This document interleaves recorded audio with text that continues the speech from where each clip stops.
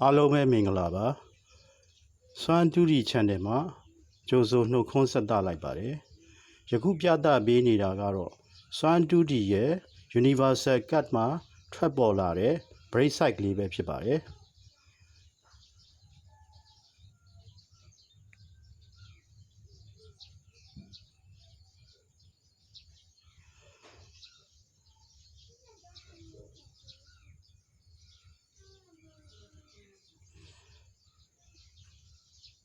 ယခုတစ်ပတ်အတွက်စွမ်းတူဒီကနေပြီးတော့တင်ဆက်ပေးသွားတဲ့ brake side ကတော့16 brake တစ်စုံနဲ့49 brake တစ်စုံတို့ပဲဖြစ်ပါတယ်16 brake တစ်စုံမှာတော့အင်္ဂါနေ့ညနေမှာ24ဆိုပြီးတော့ထွက်ခဲ့တဲ့အတွက်ကြောင့်16 brake ကအောင်မြင်သွားခဲ့ပါတယ်ယခုထွက်ဖို့ကိုတနင်္လာနေ့ယခုဗုဒ္ဓဟူးနေ့မနေ့ကစတင်ပြီးတော့တောက်ကြံနေ့ညနေအထိကြံရှိနေတဲ့ brake side ကတော့49 brake တစ်စုံပဲဖြစ်ပါတယ်4 brake အနေနဲ့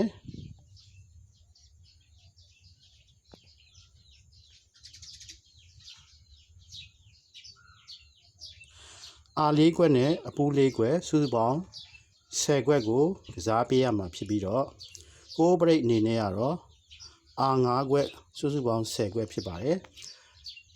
brake တစ်စုံကိုလိုက်မယ်ဆိုရင်4 brake အတွက်ထိုးကြေး10ခွက်ဖြစ်ပါတယ်6 brake အတွက်ထိုးကြေး10ခွက်ဖြစ်ပါတယ်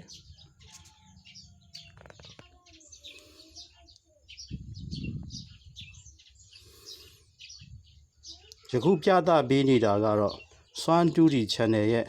1.5 ဆတိုး brake တစ်စုံအကွက်20လိုင်းနီးကိုစံနမူနာပြထားတဲ့ထိုးကြေးစရာလေးပဲဖြစ်ပါတယ်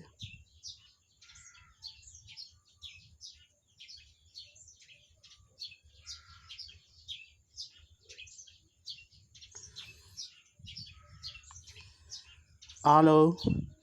ကျမ်းမာရှင်လန်းကြပါစေကြောင်းစွမ်းတူဒီမှာနှုတ်ခွန်းဆက်သအပ်ပါတယ်